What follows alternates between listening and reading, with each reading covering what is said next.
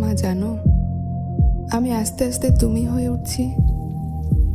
এই বাড়িতে এখন আমি সকালবেলা উঠি, বিকেল শেষে আমার শরীরেও ঘামের গন্ধ হয়। এখন আর সারা সপ্তাহ ধরে সানডে প্ল্যান করি না, কারণ তোমার মতো রবিবারে এই সংসারের বেশি কাজ। আমি শাড়ি গুছিয়ে পড়তে শিখে গেছি মা, হাত খোপাতেই স্বাচ্ছন্দ্য পাই বেশি।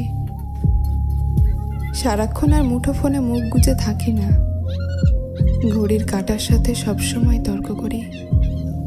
ছাতা ভুলে গিয়ে বাজার ফেরত অকাল বৃষ্টিতে ভিজতে বিরক্ত লাগে, যে বৃষ্টির প্রতিটা ফোঁটা দুহাত মেলে উপভোগ করতাম কোনো এক সময়।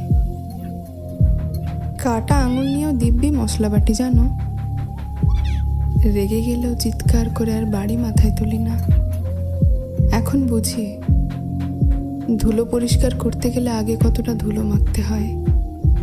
তবে জানো মা, পাতা ঝরা দুপুরের অবসরে কাটা ঘড়ির মতো মনটা হারিয়ে যেতে চাই মেয়েবেলার সেই কুমির ডাঙা খেলার মাঠে।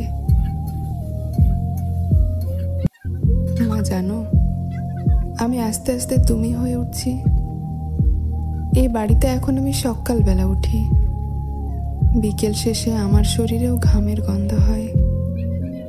এখন আর সারা সপ্তাহ ধরে সানডে প্ল্যান করি না, কারণ তোমার মতো রবিবারে এই সংসারের বেশি কাজ।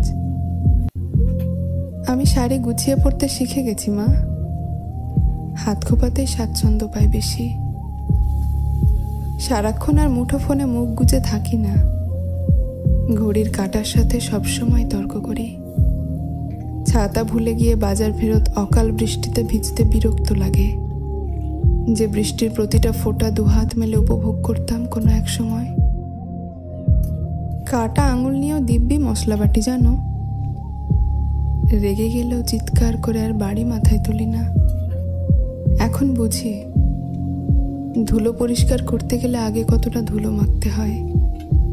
তবে জানো মা, পাতা ঝরা দুপুরের অবসরে কাটা ঘড়ির মতো মনটা হারিয়ে যেতে চাই মেয়েবেলার সেই কুমির ডাঙা খেলা।